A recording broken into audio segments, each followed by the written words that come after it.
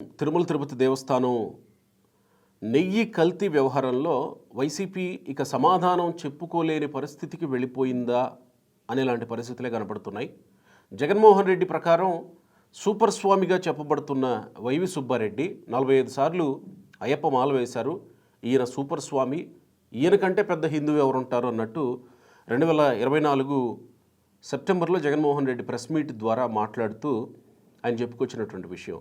అలాంటి వైవి సుబ్బారెడ్డిని ఈ వ్యవహారంలో కల్తీ నెయ్యి, లడ్డూల్లో వాడినటువంటి కల్తీ నెయ్యి వ్యవహారంలో 13వ తేదీన సిట్ విచారణకి రమ్మని పిలిచింది. దాంతోపాటు వీళ్ళ బ్యాంక్ లావాదేవీలు పరిశీలించాలి. వీళ్ళ wife and husband Subbareddy and ఆయన భార్యవి పరిశీలించడానికి హైకోర్టు అనుమతి కూడా కోరింది సిట్.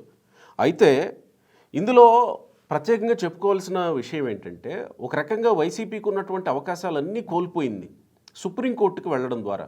2024లో ఈ విషయం బయటకు వచ్చినప్పుడే ఏం జరుగుతుందో జరగనివ్వండి, సిట్ దర్యాప్తు చేస్తుందా లేకపోతే ఇంకెవరన్నా స్వతంత్ర దర్యాప్తు సంస్థలు సిబిఐ దర్యాప్తు చేస్తుందా, ఎవరు చేస్తారో చేయనివ్వండి, మేము సచ్చీలురం, మేము ఎక్కడా ఏమీ పాల్పడలేదు అని అన్నట్టు ఆ నిర్ణయం మీద కానీ వైసీపీ ఉంటే ఈరోజు రాజకీయంగా వాళ్ళకి ఒక స్టాండ్ దొరికేది. ఈరోజు రాజకీయంగా కూడా ఒక స్టాండ్ లేకుండా అయిపోయింది. ఎందుకంటే